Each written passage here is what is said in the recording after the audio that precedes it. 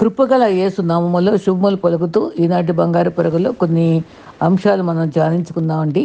తర్వాత కృతజ్ఞత అనే అంశం నాకు చాలా ఇష్టమైన టాపిక్. ఎన్ని సిరీస్ చెప్పినా సరే అది చాలా విలువైంది కనుక ఆ విషయాలు చెప్పాలని నేను కోరుకుంటున్నాను. తర్వాత ఒక చక్కని పాట ప్రభు చిత్తంలో మీకు అందజేస్తాను.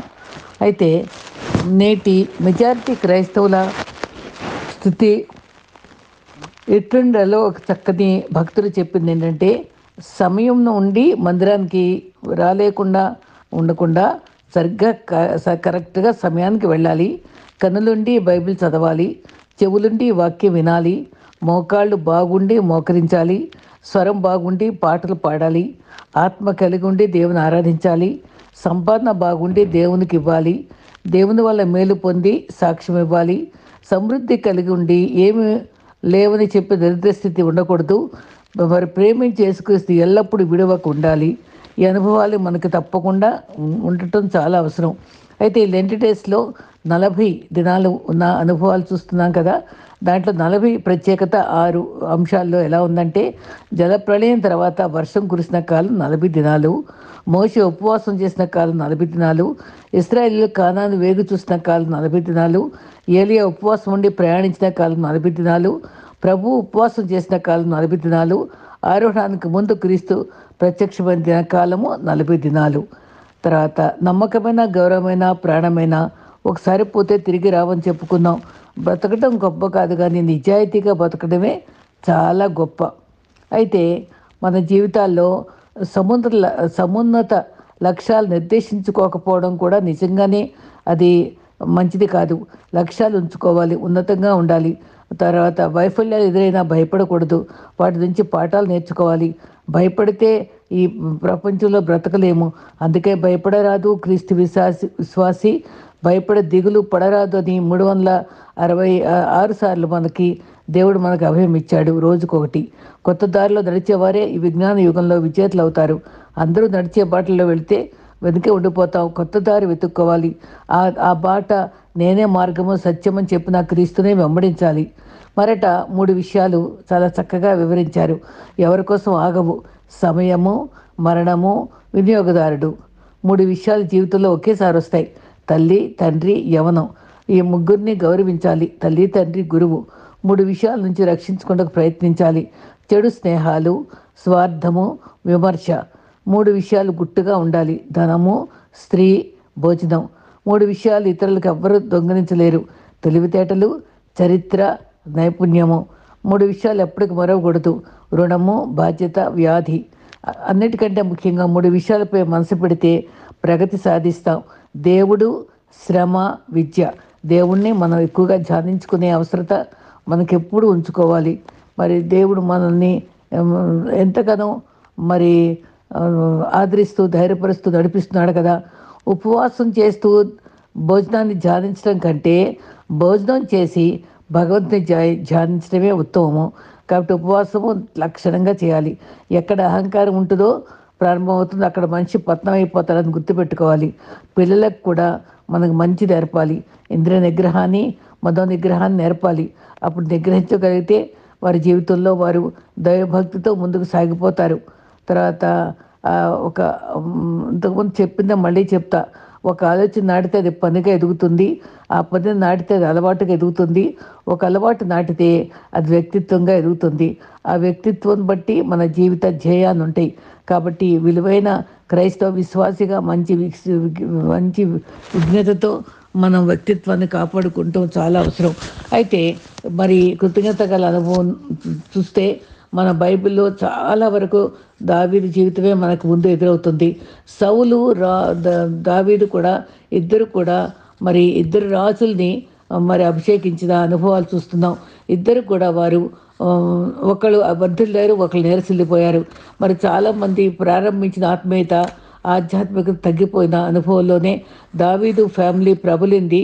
యుద్ధాలు అన్నీ చేయనప్పటికీ మంచి లక్షణాలను బట్టి, ప్రార్థనాపరుడుగా, కీర్తనాకారుడుగా, దేవుడిచ్చిన సుగుణాన్ని బట్టి మరి దేవుడు చక్కగా దీవించాడు. ఎంత చక్కటి వాగ్దానం ఇచ్చాడో దావీదు చూడండి. 2 సమూయేలు 7:8. కాబట్టి సైన్యములకు అధిపతిగా యెహోవా సెలవిచ్చింది ఏమనగా, ఎంత చక్కటి అభయమో చూడండి. దేవుడు నీకు తోడుగా ఉండి, ఒకటి నీకు శత్రువులపై జయమిస్తాడు. 2 నువ్వు పోయిన చోటుకెల్లా తోడుగా ఉంటాడు. నీ శత్రువులు నీ ఎదుట నిలవకుండా చేస్తాడు. లోకంలో గనులైన వారికి పేరుకు నీకు కలుగజేస్తాను. ఎటువంటి స్థితిలో తెచ్చాను నిన్ను? గొర్రెల దొడ్లోన నిన్ను ఇశ్రాయేలైన నా ప్రజలకు అధిపతిగా ఉంచాను కదా! అందుకనే అంత చక్కగా వినయంతో ఏమంటాడు? నాకు కూడా ఇష్టమైన మాట 2 సమూయేలు 7:18 నా ప్రభువా, ఇంతగా హెచ్చించుటకు నేను ఏపాటి వాడను, నా కుటుంబం ఏపాటిది, నా కుటుంబం ఎల్లప్పుడూ దీవించబడును గాక అని కూడా చివరి వచనంలో ఉంటుంది 28లో. గొర్రెల కాపురిగా దావీదు గర్వించలేదు, తగ్గించుకున్నాడు. మరి నా కులగోత్రాలు లేని వాడిని, నా కుటుంబ నేపథ్యం ఏపాటిది అనే తను కృతజ్ఞత కలిగిన మనసు గలవాడిగా ఉన్నాడు. మనం కూడా ఏ బండ నుండి చెక్కబడ్డామో మర్చిపోరాదు. ఇది ఈరోజంతా కృతజ్ఞత గురించి చెప్పాలని కోరుకుంటున్నాను. చాలామంది మనస్థితి మర్చిపోయేదిగా ఉంటుంది. కృతజ్ఞత కలిగిన మనసు మర్చిపోయిన అనుభవాలు కాకుండా, మరుపు రాకుండా దేవుణ్ణి మనం ధ్యానించుకోవాలి. ఇక్కడ ఒక సందర్భం చూద్దాం. ఆదికాండం 40:14లో యోసేపుని జైల్లో వేసినప్పుడు, అన్యాయంగా వేసినప్పుడు ఇద్దరు అక్కడ రాజు దగ్గర పనిచేసే వాళ్ళు దొరుకుతారు. వాళ్ళ కళ్ళు వచ్చినప్పుడు కళ్ళకి అర్థం చెప్తాడు. ఒకడికి తిరిగి ఉద్యోగం ఇస్తాడు, ఒకడికి ఏమో మరణిస్తాడని చెప్తాడు. ఉద్యోగం ఇచ్చినప్పుడు ఒక ఆయనతో ఒక మాట అంటాడు, నన్ను జ్ఞాపకం చేసుకో, నన్ను బయటికి రప్పించు అని రాజుకి చెప్పు నా గురించి అని పాపం ఎంతో అమాయకంగా యోసేపు ఆ వ్యక్తిని అడుగుతాడు. అప్పుడు అతను యోసేపు గురించి మర్చిపోయాడు. మరి ఎందరో మరి మనం ఈ స్థితిలో రావడానికి, మన ఆత్మీయ జీవితానికి, లేక మన ఉద్యోగరీత్యా ఆ కెరీర్కి ఎంతోమంది సహకరించి ఉంటారండి. వాళ్ళందరినీ మనం గుర్తుపెట్టుకోవాలని ఈ సంఘటన గుర్తిస్తుంది. మనం మర్చిపోకూడదు. 40:23లో యోసేపును జ్ఞాపకం చేసుకున్నాక మేలు చేసి ధైర్యం చెప్పిన వాడిని మర్చిపోయాడు. 41:8లో రాజుకాలు వివరించి చేసే మరి పాందాయకుడు చెప్పింది జరిగింది యోసేపుకి చెప్పాడు, చక్కగా వివరంగా తెలుసుకున్నాడు. కానీ ఆ పాందాయకుడు మరి సహాయం పొంది మరి నేను అప్పుడు ఒప్పుకుంటాడు. ఏమనంటే నేను తప్పిదం చేశానని ఒప్పుకున్నాడు అక్కడ. అదే మనకి చాలా విలువైన విషయం. మనం సరిగ్గా కృతజ్ఞత చెప్పకపోతే ఒప్పుకోవాలి, చెప్పుకోవాలి, కృతజ్ఞత కలిగి ఉండాలి. మరి ఉత్సాహం ఇచ్చిన వారు మర్చిపోవడం తప్పు చేసినట్టే. దావీదు ప్రతి మాట, ప్రతి పాటలు కూడా కృతజ్ఞత చెల్లించాడు. నువ్వు కలుగు చేసిన నిబంధన బట్టి దావీదు ఎంత నిజంగానే ఈ దినాల్లో మనం చెప్పుకున్నట్టుగా ఎంత మంచి దేవుడే యేసయ్యా, చింతలన్నీ తీరేనయ్యా నిన్ను చేరగాని మనం పాడుకోవాలి. నిజంగా మరి అంత చక్కటి కృతజ్ఞత కలిగిన వాళ్ళంగా ఉండాలి. 104వ కీర్తన 33లో కూడా నా జీవితకాలం అంతా కీర్తనలు పాడతాను, నేను ఉన్నంతకాలం కీర్తనలు పాడతాను. నిజంగానండి కృతజ్ఞతగా అనేది చాలా చాలా అవసరం మనకి. అయితే మన జీవితాల్లో కృతజ్ఞత కలిగి ఉండే అనుభవాలని ఎక్కడెక్కడ మనం చూస్తామో బైబిల్ని జ్ఞాపకం చేసుకుందాం. గ్రాటిట్యూడ్ గల యాటిట్యూడ్ మనకు కావాలి. నిత్యము నీ కీర్తి నా నోట ఉండను అన్నాడు. వినయము, విజ్ఞాపన, విధేయత కలిగి ఉన్నాడు. యెషయా 57:19లో వారిలో కృతజ్ఞత గల బుద్ధి పుట్టిస్తా అన్నాడు. అసలు ఆ బుద్ధి రావాలండి మనకి, కృతజ్ఞత గల యాటిట్యూడ్ మనకు రావాలి. ఇశ్రాయేలీల్లో ఆ మనసు లేక మరి చాలా నష్టాలు పడ్డారు. అంత్య దినాల్లో, అపాయకరమైన దినాల్లో కృతజ్ఞతగా మనం కలిగి ఉండాలి. పౌలు తిమోతికి కూడా అదే మాట చెప్పాడు. అపాయకరమైన దినాలు వస్తాయి, అనురాగరహితులుగా మారిపోతారు. మరి కొన్ని సందర్భాలు చెప్పుకుందామా?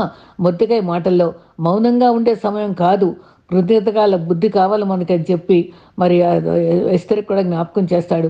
దావీదుకు యోనాతాను పట్ల కృతజ్ఞత భావం, మెఫీబోషెతుకి సహాయం చేశాడు. అటువంటి బుద్ధి ఉండబట్టే కదా అప్పుడు మనశ్శాంతి, అప్పటి వరకు అతనికి సహాయం చేసి బల్ల దగ్గర కూర్చోబెట్టే వరకు ఆ యోనాతాను ప్రేమను గుర్తుపెట్టుకుని తన మనశ్శాంతి పొందలేనంత ఆప్యాయత చూపించిన దావీదు అంత గొప్ప ఔన్నత్యం చూపించాడు.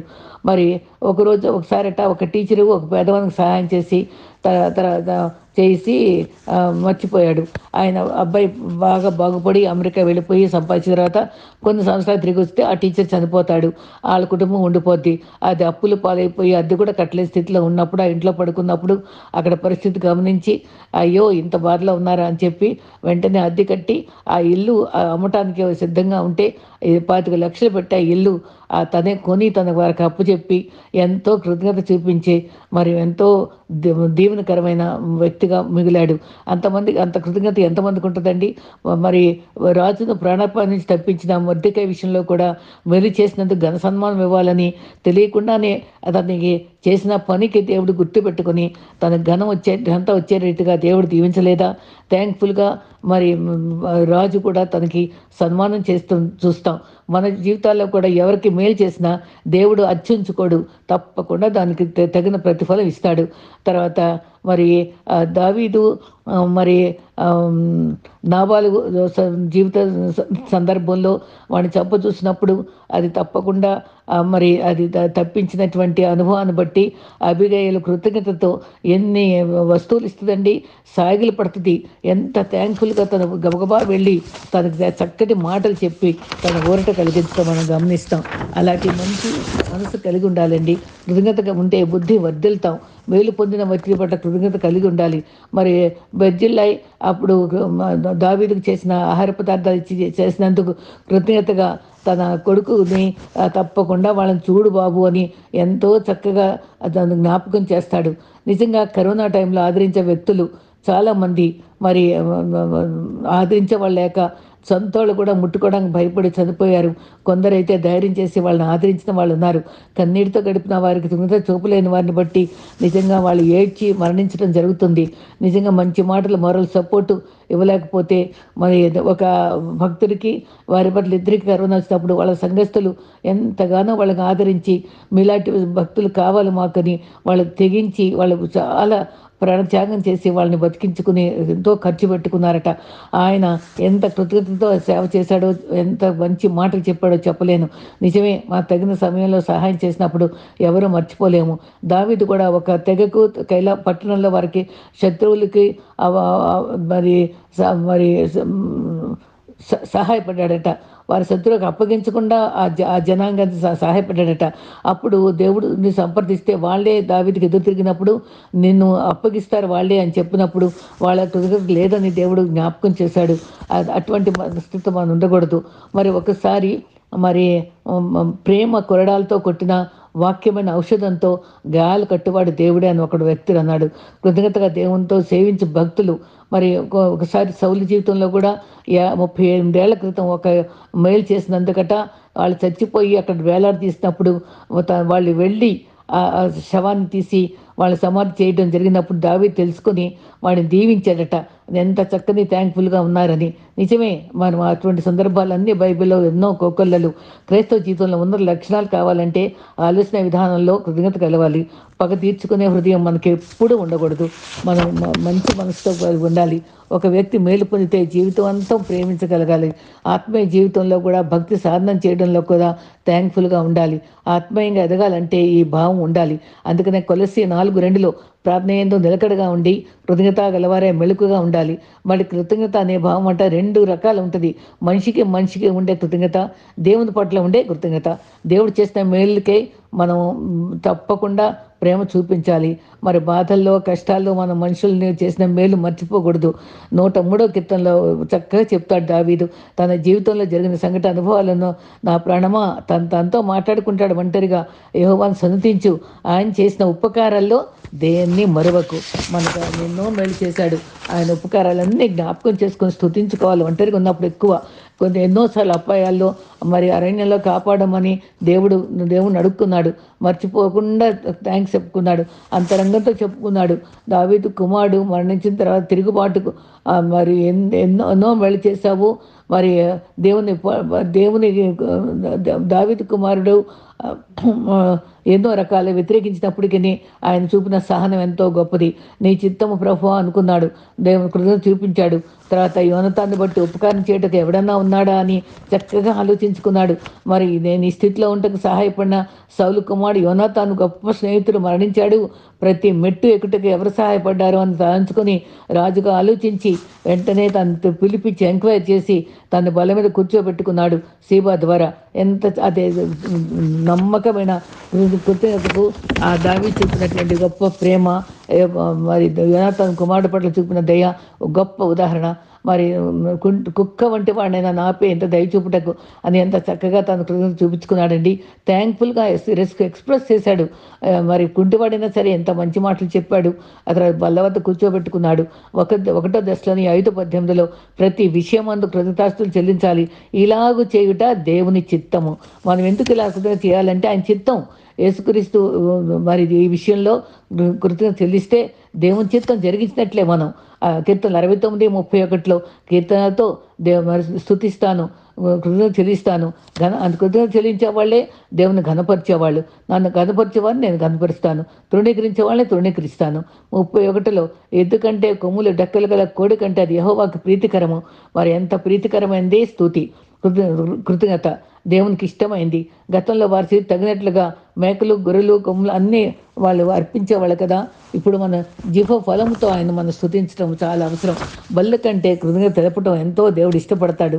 మరి దేవుని సంతోషపరచడానికి మనం ఇష్టపడేలా జీవించాలి. 1 తిమోతి 4:4లో దేవుడు సృజించిన ప్రతి వస్తువు మంచిదే, కృతజ్ఞతతో స్వీకరించాలి, థ్యాంక్ఫుల్గా స్వీకరించాలి. మనం భోజనం చేసేటప్పుడు మన సృష్టిని చూసినప్పుడు ఇంత మంచి కాంతి ఇచ్చినట్టు సూర్యచంద్రులను బట్టి స్తోత్రాలు, మంచి వృక్షాలను బట్టి స్తోత్రాలు, మంచి జంతువులు మాకు ఆహార పదార్థం ఇచ్చినందుకు స్తోత్రాలు, ఇంత మంచి ఆహార పదార్థాలు, అంత మంచి బంధువులు, మంచి అవయవాలు ఇచ్చిన శరీరాన్ని బట్టి స్తోత్రాలు. ఎన్ని ఉన్నాయండి స్తుతించడానికి. కీర్తనలు 122:4లో ఇశ్రాయేలు కొనబడిన న్యాయము తీర్చుటకు కృతజ్ఞత చెల్లించుటకు ఎక్కి వెళ్ళారు, మందిరానికి ఎక్కి వెళ్ళారట. ఆ మందిరంలో థ్యాంక్స్ చెప్పుకున్నారట. ఇశ్రాయేలు అది శాసనం అన్నారు. శాసనం అంటే అది నిర్ణయం జరిగిందనమాట. అలా థ్యాంక్స్ చెప్పడం అది శాసనంగా వాళ్ళు ఎక్కి వెళ్ళారు. రాజ్యాలు రాజ్యాంగం ఉంటుంది కదా, దేవుని రాజ్యం మనకి స్థాపించబడిన రాజ్యానికి మన క్రీస్తే మనకు రారాజు. ఆ రాజ్యాంగం బట్టి మనం ఆయన మందిరంలో థ్యాంక్స్ చెప్పుకోవాలి. అది ఒక శాసనం, అది ఒక నియమంగా మనం స్తుతించడం చాలా అవసరమని గుర్తుపెట్టుకోవాలి. నచ్చినా నచ్చకపోయినా శాసనం అది మార్చలేదు. గతంలో హామాను శాసనం సిద్ధపరిచినప్పుడు సామానుకి వ్యతిరేకంగా అప్పుడు యోధులు నాశనం చేయదలుచుకున్నప్పుడు అది సాధ్యం కానప్పుడు దేవుడు అద్భుతంగా దాన్ని శాసనాన్ని రద్దు చేసి వారిని ఎంతగా దీవించాడో మనం చూస్తాం. కాబట్టి ఎన్నో మేళ్లు చేసినటువంటి వారి పట్ల మన కృతజ్ఞత కలిగి స్తుతించాలి. దేవుణ్ణి మనం దేవుని ఆరాధించుకోవాలి, గ్రాటిట్యూడ్ ఉంచుకోవాలి. మన దేవుడు స్తోత్రార్హుడు. కృతజ్ఞత కలిగి ఉండటం మనకి చాలా జీవితంలో ఒక భాగంగా ఉండిపోవాలి. మరి వారి చెరసాల్లోనట ఒకటి రక్షించబడితే కృతజ్ఞత చూపితే అది చెరసాల కాదు, అది మఠంగా మారిపోద్దంట. మఠంలో ఉండి కూడా వాడు గొణుక్కోవడం విసుక్కోవడం ఆరంభిస్తే అది చెరసాల అయిపోద్ది. కాబట్టి మనం ఏ స్థితిలో ఉన్నా థ్యాంక్ఫుల్గా ఉండటం అది ఆశీర్వాదకరంగా ఉండటానికి హేతువు. పాత నిబంధనలు కృతజ్ఞత తెలిపేవాళ్ళు సృష్టిని బట్టి, దేవుడు కాపాడే స్థితిని బట్టి, అన్నిటిని బట్టి వాళ్ళు థ్యాంక్స్ చెప్పుకునేవాళ్ళు. యోబు కూడా అన్ని నష్టాల్లో కూడా థ్యాంక్స్ చెప్పుకున్నాడు. దేవుని కృపచేత రక్షించిన దాన్ని బట్టి మనం ప్రార్థనలో ఎప్పుడు కూడా మన దేవా నువ్వు నాకు ఇచ్చిన రక్షణకే స్తోత్రం అని చెప్పుకోవాలి. ఆయన కార్యాలు బట్టి స్తుతించాలి. మరి 1 కొరింథీ 1:4లో ప్రప్రథమంగా మనలాంటి అనర్హులకు చూపిన కృపకై ఆయన కృపను బట్టి మనం స్తుతించాలి, రక్షణ బట్టి స్తుతించాలి. విజయోత్సాహంతో 2 కొరింథీ 2:14లో ఊరేగించడం బట్టి థ్యాంక్స్ అన్నాడు. మరి 1 కొరింథీ 14:18లో భాషలతో మాట్లాడినందున ఆత్మీయ అత్యధికతకై కృతజ్ఞత పౌలు చెల్లించాడు. భౌతిక సహాయాలకే దేవుని స్తుతిస్తూ ఉంటాం, అది ముఖ్యం కాదు. కానీ ఆత్మీయ అనుభవాల కోసం మనం ఎక్కువ స్తుతించాలి. సంఘాలన్నిటి విశ్వాసం బట్టే థ్యాంక్స్ చెప్పుకోవాలి. ఫిలిప్పీ 1:4లో ఎల్లప్పుడూ సంతోషంతో కృతజ్ఞత చెల్లిస్తున్నా అని చెప్పుకున్నాడు. అలాగే మనం ఉండాలి. క్రీస్తు విమోచన కార్యాన్ని బట్టి బల్ల వద్ద కృతజ్ఞత చెల్లిస్తూ ఆయన రొట్టి ద్రాక్షారసం చేసేటప్పుడు కూడా కృతజ్ఞతాస్తులు చెల్లించాడు ఆయన. మరి ఒక గుడ్డివాడంట ప్రార్థన చేస్తూ, ప్రభువా నేను గులాబీలను బట్టి స్తుతించాను కానీ నా గుడ్డివాడిగా ఉండే ముళ్ళును బట్టి నేను థ్యాంక్ఫుల్గా లేను అని సిగ్గుపడ్డాడట. మరి నా కన్నీరు ఇంద్రధనుసులాగా మార్చు, నా ముళ్ళుకై థ్యాంక్స్ చెప్పుకోవడం నేర్పించు అన్నారట. అది ఎంత మంచి ప్రార్థన కదా. స్తుతించడం మంచిది. 92వ కీర్తన 1 మరి కృతజ్ఞత చెల్లించడం ఇంకా మంచిది. 116:12లో యెహోవాకు చేసిన ఉపకారములకు నేనేమి చెల్లించదును. ఎంత చక్కటి ప్రశ్న అది. ఆయన ఉపకారాలకు ఏం చెల్లిస్తాను నేను? మరి కృంగిన మనసుతో విరిగిన హృదయంతో ఆయన స్తుతించడం చాలా అవసరం. ఆయన ఆ ప్రశ్న అది మనం ఆలోచించుకోవాలి. 2వ వచనంలో యెహోవా నాకు చెవి యొగ్గెను. ఎందుకంటే మనం స్తుతించవలసింది ఫస్ట్ మాట ఏంటంటే యెహోవా నా ప్రార్థనలకు చెవి యొగ్గాడు. కాబట్టి 116 కీర్తన 2వ వచనంలో నాకు ప్రార్థనలు చెవి యొగ్గినందుకు స్తుతిస్తాను, నా ప్రార్థనలు విన్నాడు. కాబట్టి నేను అనుభవించాను కాబట్టి ఆయన నా ప్రార్థనలు విన్నాడనే అష్యూరెన్స్ నాకు ఉంది కాబట్టి నేను స్తుతిస్తున్నా అన్నాడు. 116:6లో ఇంకొక కారణం ఏంటి తెలుసా? నేను కృంగి ఉండగా రక్షించాడు. కృంగిన వారిని రక్షించి లేవనెత్తేవాడు. అందరూ చేయి విడిచినా ఆదుకున్నాడాయన. అందరూ నన్ను చేయి విడిచినా నన్ను ఆదుకున్న గొప్ప దేవుడిని బట్టి నేను స్తుతిస్తాను. తర్వాత ఎవ్వరు తోడు లేకపోయినా నన్ను ఆదరించాడు. ఆయన నన్ను కవచంగా ఉన్నాడు. అందుకు స్తుతిస్తున్నాను. మరి పల్లెటూరు వ్యక్తి సరే ఒకసారట ఒక చిన్న ఎగ్జాంపుల్ చెప్పారు. ఒక రాజు మరి దేవుడు ఉన్నాడా? ఏం చేస్తున్నాడు? చూపించండి నాకు, ఎలా చూపిస్తారో చెప్పండి అని చెప్తే ఎవరు ఏం చెప్పలేకపోయారట. ఒక పల్లెటూరు వ్యక్తి వచ్చి నేను చూపిస్తా అన్నారట. సరే ఏంటి చూపిస్తాడని చెప్తే, ఒక్కరోజు ఒక క్షణం మీరు సింహాసనం దిగి నాలాగే కింద కూర్చోండి, నన్ను సింహాసనం మీద కూర్చోబెట్టండి అన్నారట.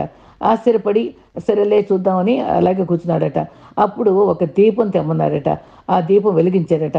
అది ఈ దీపం వెలుగు ఎక్కడ చూస్తుంది, ఎక్కడుంది దీపం వెలుగు, ఏ ఏ ప్రాంతాలకు ఉంది అని చెప్పాడంట. దేవుడు అంతే, అంతా సర్వం వ్యాపించుంటాడు. దేవుని యొక్క ఉనికి ఆ దీపం లాంటిదే అని చెప్పాడట. ఎంతో ఆశ్చర్యపడ్డాడు. సరే ఎక్కడున్నాడనంటే మరి ఒక గిన్నె నిండా పాలు తెమ్మన్నారంట. ఈ పాలలో నెయ్యి ఉందా అని అడిగారట. ఎట్లా ఉంటుంది పాలు నెయ్యి అనేటడికి, ఆ పాలు చిలికితే దానికి వెన్న వస్తుంది, ఆ వెన్నను కాస్తే నెయ్యి వస్తుంది. ఆ నెయ్యి పాలలో కనబడదు, పాలలో కనబడదు, కానీ దాంట్లో దాగి ఉంటుంది అది. అలాగే దేవుని శక్తి ఎక్కడున్నాడని అంటానికి లేదు, దానిలో అన్నిట్లో కూడా దేవుని యొక్క శక్తి దాగి ఉంటుందని చెప్పాడట. మరి రాజు ఏం చేస్తాడు అని అడిగితే అప్పుడు అన్నారట, ఇప్పుడు నిన్ను సింహాసనం నుండి కిందకు దించాడు, నన్ను పైకి తెచ్చాడు, ఏదన్నా చేయగలడు దేవుడు అని చెప్పాడట. ఈ 3 జవాబులను బట్టి ఎంతగానో ఆశ్చర్యపడ్డాడట. నిజమే, దేవుని యొక్క ఉనికి ఎక్కడన్నా ఉంటుందండి. అన్ని సమస్యలు విడుదలిస్తాడు. ప్రార్థన కృంగిన వారు లేవనెత్తేవాడు. మూడవదిగా దేవుడు తన కట్లను విడిపించగలడు.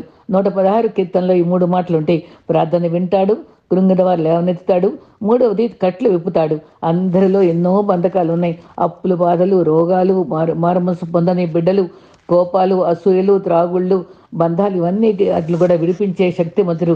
ఆ కట్లన్నీ విప్పి మనను ఉత్సాహ శక్తులతో నింపే దేవుడు. అందుకనే 103లో దావీదు చెప్పాడు, ఆ ఉపకారములకు నా మరువద్దు అని చెప్పాడు. గొర్రెలు కాస్త ఒంటరిగా ఉన్నప్పుడు గడిచిన కాలం అంతా కాపాడే దేవుడికి చూసుకున్నాడు. మరి దేవుడు మరి అన్ని అవసరాల కంటే ఆత్మీయ అవసరాలు, మనకిచ్చిన దోషాలు క్షమించిన దేవుడు, మన సంకటంలో కుదిర్చిన దేవుడు ఉన్నాడు మనకి. ఆయన పట్ల ఎప్పుడు కూడా థ్యాంక్ఫుల్గా ఉండాలి. కృతజ్ఞత తెలపడానికి ఇంకొక చిన్న మాట చెప్పి ముగిస్తాను. దావీదు జీవితంలో మన థ్యాంక్స్ చెప్పడానికి ఎన్నో అనుభవాలు చూపించాం కదా. యాకోబు జీవితం కూడా చూద్దాం. ఒంటరిగా ఉన్నాడు. అక్కడ బలిపీఠం కట్టు అని చెప్పాడు బేతేల్లో. అది ఒంటరిగా ఉన్నప్పుడు దేవుడు అతనితో మాట్లాడాడు. నేను అబ్రహాం దేవుడిని, ఇస్సాకు దేవుడిని, యాకోబు దేవుడిని చెప్పుకున్నాడు. ఆయన నిబంధన తొలగిపోలేదు. ఎంత గురుగు వంటి యాకోబు అని పిలుచుకున్న చక్కని వాగ్దానాలు చూస్తున్నాం మనం. నీ మార్గం అంతట్లో తోడుగా 35 ఆదికాండం తోడుగా ఉంటాను. అది ఒక రాయి నిలబెట్టాడు కదా. ఆ రాయికి నిలబెట్టి నేను మందిరం కడతా అని చెప్పి మర్చిపోయాడు. తర్వాత ఎన్నో అనుభవాలు గుండా పోయాడు. ఒంటరిగా ఉన్నాడు. అరణ్యంలో మిగిలాడు. తర్వాత మరి పెండ్లి గందరగోళంలో 2 భార్యలతోటి తిప్పులు పడ్డాడు. రాహేలం బిడ్డ లేకపోతే నాకు బిడ్డల్ని అని ఏడ్చింది. అదే నేను దేవుని ప్రతినిధిని కూడా అన్నాడు. సరే బిడ్డలు పుట్టారు. తర్వాత బిడ్డలందరూ పుట్టిన తర్వాత ఒక దీనా కూతుర్ని పాడు చేసిన తర్వాత వాళ్ళ కొడుకులందరూ సిస్టర్ని పాడు చేసిన వాడి కుటుంబాన్ని చంపినప్పుడు యాకోబు ఎంతో దుఃఖపడతాడు. అంతకుండా చేశారని. తర్వాత జీవనోపాధి సమస్యల్లో చిక్కుకుపోయాడు. గొర్రెలు ఇలా కావాలంటే దేవుడు అన్నీ చేసి పెట్టాడు. ప్రార్థనలన్నీ ఆలకించాడు. చివరకు అన్నీ గుర్తెచ్చుకొని మరి దేవుడికి ఒంటరిగా పెనుగులాడి దేవునితో గొప్ప ఆశీర్వాదాలు పొందుకున్నాడు. కృతజ్ఞత చెల్లించాడు. కృతజ్ఞత కలిగి ఉన్నాడు. నాకు ఒక కర్రతో వచ్చాను, నాకు అన్ని ఆశీర్వాదాలు కాదు, నాకు నీ కర్రతో నన్ను దీవించినటువంటి దేవుని ఆశీర్వాదమే నాకు కావాలి, దేవుడిచ్చే ఆశీర్వాదము నాకు కావాలని తపనతో ఉన్నాడు. మనం కూడా ఈ లోకంలో ఎన్ని బంధాలతో ఎన్ని రకాల ఆశీర్వాదాలు పొందుకున్నా దేవుడిచ్చిన దీవెనే మనకు శాశ్వతమైందని గుర్తుంచుకొని కృతజ్ఞత కలిగి దానికోసమే మనం వెంపర్లాడాలి. దాని ఇచ్చిన మేళను బలిపీఠం కట్టాడు. మనం హృదయమనే బలిపీఠంలో ఆయన చేర్చుకొని దినదినము ఆయనకి బలు అంటే ప్రార్థనలు, జప ఫలాలు, ఎడ్లకు బదులు నా పెదవులు ఇస్తున్నా అని చెప్పినట్లుగా మనం స్తుతి యాగం చేయాలి. కృతజ్ఞత అనే రాయి పెట్టి స్తుతించాలి. మాట నిలబెట్టిన రాయి ఉండాలి మనకి. రాళ్ళ కుప్ప వేసినప్పుడు మరి లాబాను తనకు నిబంధన చేసుకున్నట్టుగా ఒక గుర్తుగా పెట్టుకొని దేవుడు చేసిన మేళ్ళన్నీ, ఆయన ఉపకారాలన్నీ గుర్తు పెట్టుకుంటూ ఆయన స్తుతించుకునే వాళ్ళంగా ఉండాలి. విశ్వాసి దేవునికి ఎప్పుడు కూడా కృతజ్ఞత కలిగి ఉండాలి. మనుషులు మేలు చేస్తే మనం ఎప్పుడు థాంక్స్ చెప్పుకుంటాం. ఏదో గిఫ్ట్ ఇస్తాం. కానీ దేవునికి మనం ఏ రకంగా కూడా చేసిన మేలుని తొందరగా మర్చిపోతాం. అది ఎప్పుడు గమనించుకోవాలి. ఇది కృతజ్ఞత అనే భావం ఎలా ఆరంభించారంటే 1607లో యూఎస్ఎఫ్ వారు, కెనడా వారు కూడా దిక్కులేని వారికి దేవుని పేర మరి వాళ్ళకి చందాలు ఇవ్వటం, కృతజ్ఞత చూపించటం, దేవుని సంతృప్తిపరిచే ఆరంభంలోనే థాంక్స్ గివింగ్ మొదలెట్టారట. నిజంగానే దావీదు ఎంతో చక్కగా 103 కీర్తనలు, నా ప్రాణమయ యెహోవాను స్తుతించుము, ఆయన చేసిన ఉపకారంలో దేన్ని మరువకము, నా అంతరంగంలో సమస్తం ఆయన స్తుతించుము, సన్నుతించుము అనే మాట ఎన్నో సార్లు 3 సార్లు ఉన్నాయి. ఈ రకంగా సన్నుతించము అనే మాటట దావీదు కాలంలో కృతజ్ఞత చెల్లించే సమయంలో 3 సార్లు వాడారు. మరి యెషయా 6లో కూడా సైన్యములకు అధిపతి యెహోవాను స్తుతించేటప్పుడు పరిశుద్ధుడు, పరిశుద్ధుడు, పరిశుద్ధుడు 3 సార్లు వాడారు. 3 సార్లు వాడటం అంటే అది స్థిరమైందన్న మాట అన్నమాట. కాబట్టి మరి పౌలు కూడా ములు తీసివేయమని 3 సార్లు మొరపెట్టాడు. ఈ రకంగా 3 సార్లు స్తుతించటం, కృతజ్ఞత చూపించటం, సన్నుతించము అంటే ఉపకారంలో గెమెలు అనే అర్థం హెబ్రీ పదములో ఉపకారం అని అర్థమట. థ్యాంక్స్ గివింగ్ అని అర్థం. గెమెల్ స్తుతించుట, సన్నుతించుము, స్తుతించుట, సన్నుతించము, సన్నుతించము, సన్నుతించము 103లో ఎన్నో సార్లు ఉంది. 2వ వచనంలో కరుణా కటాక్షం కిరీటంగా ఉంచాడు. తర్వాత మరి ఇంకా అది క్షమించు అనే మాట కూడా లేవి కాండంలో, సంఖ్యాకాండంలో కూడా క్షమించు అనే హెబ్రీ పదము సోలెక్ అనే మాట. క్షమించు, దోషములన్నీ కుదుర్చువాడు, రోగములు కుదుర్చేవాడు, సంకటములు తొలగించేవాడు మన దేవుడు. అందుకే మనం స్తుతించాలి, థ్యాంక్స్ చెప్పాలి. 4-5 వచనంలో సమాధిలో నుండి నా ప్రాణం విమోచించున్నాడు. నరకములో నుండి దేవుడు విమోచించే దేవుడు కనుక స్తుతించాలి. మనకిచ్చిన రక్షణ బట్టి స్తుతించాలి. దేవుడు నిరంతరము తరం తరం నిరంతరము మేలు చేసినందుకే కృతజ్ఞత చూపాలి. అది చాలా మంచి మనసు. దేవుడు ఊహల కందని మంచి కార్యాలు ఎన్నో మన పట్ల చేశాడు. నీవు చేసిన ఉపకారములకు నేనేమి చెల్లింతును దేవా, ఎంతో స్తుతిస్తున్నానని మనం ఎన్నో కృతజ్ఞతగా పాటలు పెట్టుకుంటున్నాం. నేను ఏ పాటి దాన్నయ్యా అని నువ్వు ప్రేమించడానికి అని కూడా చెప్పుకుంటాం. 100 కీర్తనలో కూడా ఎన్నో మేలు దాగి ఉన్నాయి. ప్రతిరోజు దేవుని స్తుతించాలి, కృతజ్ఞత చెల్లించాలి. ఒక పాస్టర్ గారట ఎప్పుడు కూడా థ్యాంక్స్ చెప్తూ ఉండేవాడట ప్రతి దానికి కూడా. ఒకసారి బాగా వర్షం వచ్చి జనం కూడా ఎక్కువ రాలేదట. చూద్దాం ఇప్పుడు ఏం చెప్తాడో ఈ రోజు, ఎవరు సరిగ్గా రాలేదు, ఎంత ముసురు కట్టిన రోజు అని చెప్పి అనుకుని కనిపెడుతుండేటప్పుడు ఆయన అన్నాడట, ప్రభువా ఈరోజు రోజు వలె ఉండకుండా విభిన్నంగా ఉన్నందుకే థ్యాంక్స్ చెప్పుకుంటున్నానని చెప్పాడట. కాబట్టి ఏదో కారణంతో దేవుని స్తుతించడం చాలా చాలా అవసరం. ఈ రకంగా దేవుని స్తుతించాలి. మరియ కూడా అంత అవమాన పరిస్థితిలో కూడా ధైర్యంగా స్తుతిగీతం పాడింది. పౌలు కూడా ఎంతో కృతజ్ఞతతో జీవించాడు. కృతజ్ఞత భావంతో మీకు విన్నపాలు తెలియజేయమని చెప్పాడు తిమోతికి చెప్పినప్పుడు కూడా. అది కీ అనే పుస్తకం అన్నట ఎన్నో మరి అద్భుతమైనటువంటి ఇన్వెన్షన్స్ చేసినటువంటి గొప్ప జనుల యొక్క జీవిత చరిత్రలు చెప్పిన పుస్తకంలో నట వాళ్ళందరి సుగుణాలు గమనిస్తే వాళ్ళందరిలో హార్ట్ ఆఫ్ గ్రాటిట్యూడ్, కృతజ్ఞత భావం వెల్లివిరిచిందట. ఫిలిప్పీ పత్రికలో కూడా కృతజ్ఞత పూర్వకంగా విన్నపాలు తెలియచేయాలని చెప్పాడు. మరి మత్తయి 6లో కూడా అడుగుడు ఇస్తా అన్నాడు. మనం అడిగే వైఖరిని బట్టి మన దేవుడు మనకి ఇస్తాడు. కృతజ్ఞత భావంతో ఉండాలి. దేవుని సమీపించి స్తుతించి ప్రార్థించి కీర్తించి మన జీవితాలు మరి మరి ప్రణుతించాలి. జీవితం అంతా నీ ప్రేమగానం ప్రణుతింతుమో యేసు దేవా. మరి మరి ఈ రకంగా మనం ప్రణుతించాలి, స్తుతించాలి. మరి మంచి సమయాల్లో కానీ చెడు సమయాన్ని కష్టకాలమందు నష్టాలు స్తుతించాలి అనేటువంటి మనసు పెట్టుకోవాలి.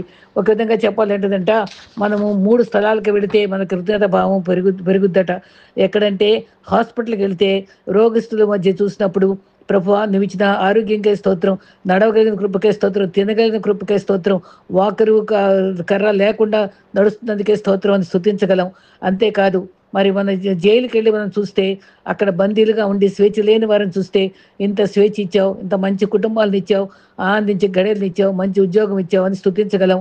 ఇంకొకటి చివరిగా సమాధికి వెళ్ళినప్పుడు మనం వాళ్ళు నిర్జీవంగా వాళ్ళు పడున్నారు, వాళ్ళ అకాల మరణం పొందిన వాళ్ళు కూడా ఉన్నారు అని వారి యొక్క బాధను బట్టి వారి జ్ఞాపకం చేసుకుంటూ ప్రభువా నువ్వు మాకు జీవం ఇచ్చావు, జీవం ఇచ్చిన మేమే కదా మన్ను స్తుతించదు కదా, నిన్ను స్తుతించాలి, నీకు థ్యాంక్స్ చెప్పుకోవాలని మనం ఎల్లప్పుడూ స్తుతించే వరంగా ఉండాలి.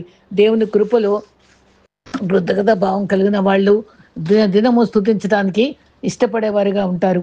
మరి మన జీవితాల్లో మరి ఎన్ని అనుభవాలు మనకి ప్రభు నేర్పిస్తున్నాడో అవన్నీ కూడా మనం గమనించుకుంటూ ఉంటే మరి ఎంతగానో మనం దేవుణ్ణి సన్నిధించగలం.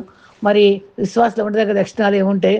దేవుని ఎడల ప్రేమ, సమర్పణ జీవితము, తగ్గింపు జీవితము, పరిశుద్ధత గల జీవితము, పట్టుదలతో కూడిన ప్రార్థనా జీవితము, ఆత్మల పట్ల భారము, మరి మాట నిలుపుకోవడం, దేవుని చిత్తం జరిగించే తృష్ణ, పరిశుద్ధాత్మ నింపబడిన జీవితము, దేవుని మహిమ పొందాలనే హృదయ వాంఛ, క్రీస్తు స్వరూపంలోకి మార్చబడాలన్న తపన, ప్రభు కొరకు త్యాగం కలిగిన జీవితము, అన్నిటికంటే ముఖ్యంగా థ్యాంక్స్ చెప్పుకునే వైఖరి మనలో ఉండాలి.